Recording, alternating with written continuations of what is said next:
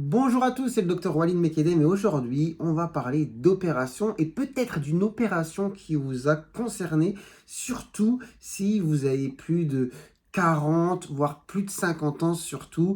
Vous allez comprendre, je vais m'expliquer, restez jusqu'à la fin de cette vidéo. Hier je parlais avec mes tantes, il faut savoir que j'ai pas mal de tantes et donc parce que je viens de familles nombreuses.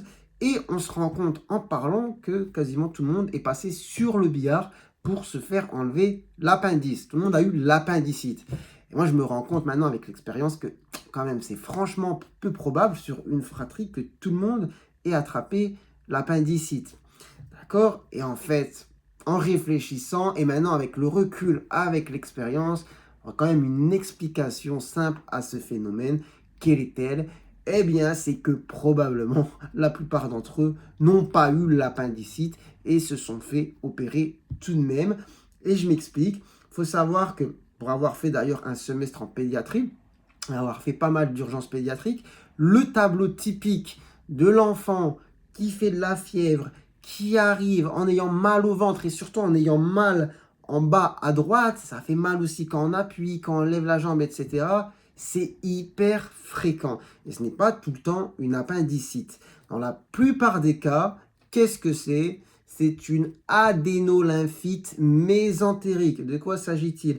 Eh bien, c'est simple. Quand un enfant fait une maladie virale lambda, comme par exemple une angine, eh bien, elle va développer des gros ganglions, souvent par exemple ici au niveau de la gorge, mais aussi au niveau voilà, de la sphère de l'intestin. Ça gonfle, ça fait mal et ça mime un tableau d'appendicite. C'est vraiment le même tableau.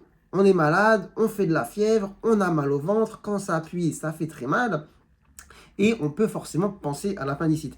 Sauf qu'aujourd'hui, on a un moyen très simple de faire le diagnostic, de l'éliminer, c'est l'imagerie. Aujourd'hui, avec l'échographie facilement accessible, en passant la sonde sur le ventre, on a facilement le diagnostic soit d'appendicite qui est fait, soit le diagnostic différentiel qui est l'adénolymphite mésentérique et qui se voit très bien en échographie.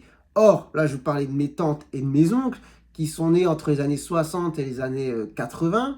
Bon, au moment où ça leur est arrivé, on n'en était pas là.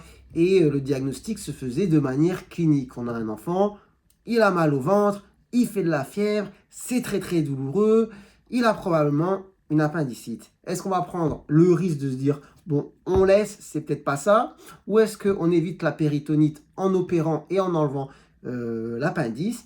Eh bien, la plupart du temps, c'était ça. Et donc, je pense que la plupart de mes oncles et mes tantes qui se sont fait opérer de l'appendicite ne l'avaient pas forcément. Peut-être que dans l'eau, il y en a eu un ou une d'entre eux qui l'ont eu, hein, c'est tout à fait possible. L'appendicite, c'est pas non plus quelque chose de très rare, hein, d'accord, on est d'accord sur ce sujet.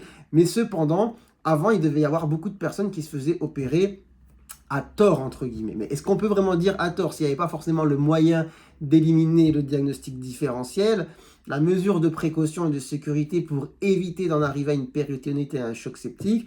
Bon, vous imaginez bien que c'est d'aller regarder ce qui se passe et d'enlever, de regarder en tout cas l'appendice, comment elle est.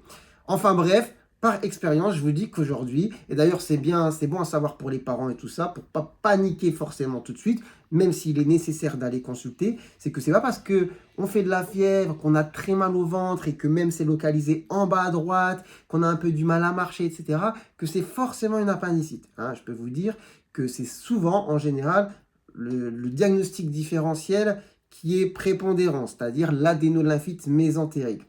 Cependant, il faut faire le bilan, il faut faire l'examen d'imagerie et en fonction, on voit un petit peu ce qu'on fait. Mais donc, parmi vous qui me regardez, si vous avez 50 ans ou plus et que petit, vous avez été opéré de l'appendicite, souvenez-vous, vous a-t-on fait un examen d'imagerie spécialisé pour confirmer le diagnostic? Ou est-ce que vous vous souvenez d'un médecin qui est entré dans la chambre, qui vous a touché le ventre et qui vous a dit c'est l'appendicite, on opère?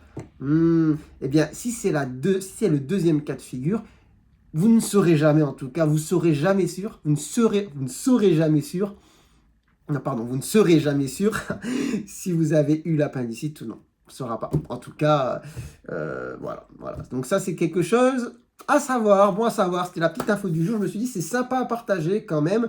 Donc, faites tourner, faites-le savoir autour de vous. Discutez-en avec les gens que vous connaissez. Se sont-ils fait opérer de l'appendicite? Comment ça s'est passé? Et puis, peut-être qu'ils n'ont jamais vraiment eu l'appendicite. Voilà, j'espère vous avoir appris quelque chose au travers de cette vidéo. Si cette vidéo vous a plu, n'hésitez pas à la liker. Si vous découvrez la chaîne, n'hésitez pas à vous abonner. Et sur ce, moi, je vous dis à très bientôt, je l'espère, pour de nouvelles vidéos. Allez, ciao, ciao.